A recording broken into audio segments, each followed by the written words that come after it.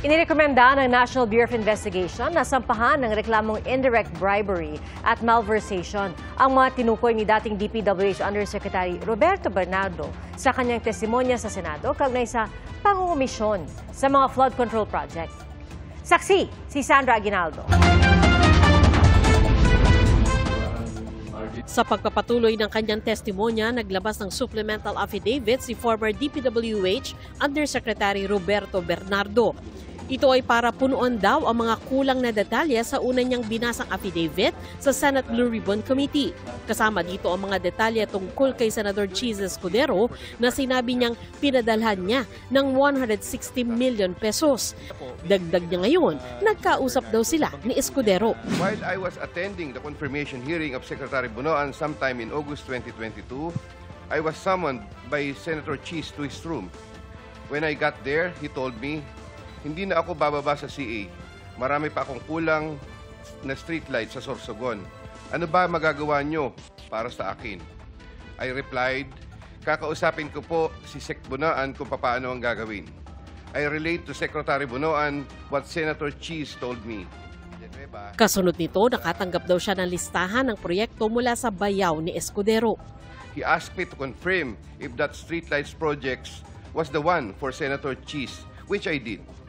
Nasundan umano ito ng pagkikita nila ni Escudero noong 2023. I met with the latter in a private room in the said establishment. While we were drinking wine, he told me, alam ko naman ang galawan niyo dyan sa DPWH. Okay naman ako. Sabihin mo kay Sec magbaba sa akin. Also, the delivery of the 160 million for Senator Cheese referred to in paragraph 17 of my affidavit happened sometime in the first quarter of 2025. Around July 2025, I had a chance encounter with Senator Cheese and Maynard Ngu at the court. Senator Cheese Escudero approached me, shook my hand, and said to me, "Thank you." Sa panayam ng media, sinabi ni Justice Secretary Jesus Crespin Remulla na nirekomenda na ng National Bureau of Investigation na sampahan ng reklamo ang mga personalidad na binanggit ni Bernardo. Kasama daw sa rekomendasyon si Speaker Martin Romualdez, Senador Escudero at dating Senador Nancy Binay. Pero pinag-aaralan pa raw ito at ine-evaluate pa si Bernardo. May freeze order na rin, sir, sa mga bank accounts? Na-inform na ho namin na AMLA. Senator Cheese, Kasama na siya. Kasama na rin. Si Speaker kasama na rin. Recommendation pa lang. Recommendation pa lang. Pero siyempre lahat na nabanggit doon, sensitive na matter ito eh. Siyempre, wala tayong sisinuhin dito, lahat ng nakasama. Isasama natin. Indirect bribery, malversation, at may ibang kaso pa sa 301 na yun. But have you officially requested AMLAC to freeze Martinez? Hindi pa, pero that's coming. That's coming very soon. Sa hearing, nagdetalye din si Bernardo kung paano nagaganap ang katiwalian sa mga proyekto ng gobyerno. Tingin niya masyado raw nabigyan ng laya o otonomiya ang mga district offices ng DPWH na magpatupad ng mga proyekto basta 150 million pesos pababa ang proyekto.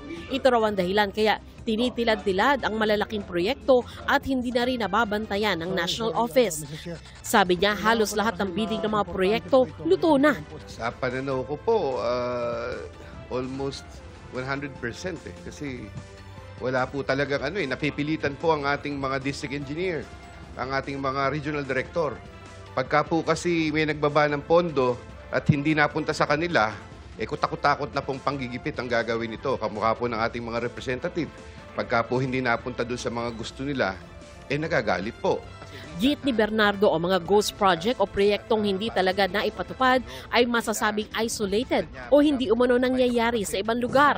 Pero sabi niya, kailangan ng partisipasyon ng mga opisyal mula baba hanggang taas ng isang district office. Sa ghost project, it's an isolated case. Yung mga tao po namin dati dyan ay tinatanong ko din at talaga pong existing, Mr. Chair, yung mga proyekto. Hindi nga lang po nagmamatch doon po sa nakapost po sa survey ni Pangulo. Pero binara ni Senador Kiko Pangilinan si Bernardo. Kung kayo mismo bilang USEC kumukubra at ginagawang negosyo, paano nyo babantayan at bakit nyo babantayan yung mga nasa baba? Hindi ba? Pasensya na. Siguro kung tinututukan ninyo yung trabaho ninyo at hindi itong nakikipagnegosyo sa iba pang mga kasangkot sa sindikato, baka hindi na mangyayari yung mga nangyayari sa district level. Sinabi rin ni Bernardo na nakakapagsingit ng mga proyekto ang mga mambabatas sa iba't ibang bahagi ng budget process. Kabilang na dito yung National Expenditure Program mula sa Malacanang hanggang sa bago maipasa ang national budget. Para sa GMA Integrated News, ako si Sandra Aguinaldo, ang inyong saksi.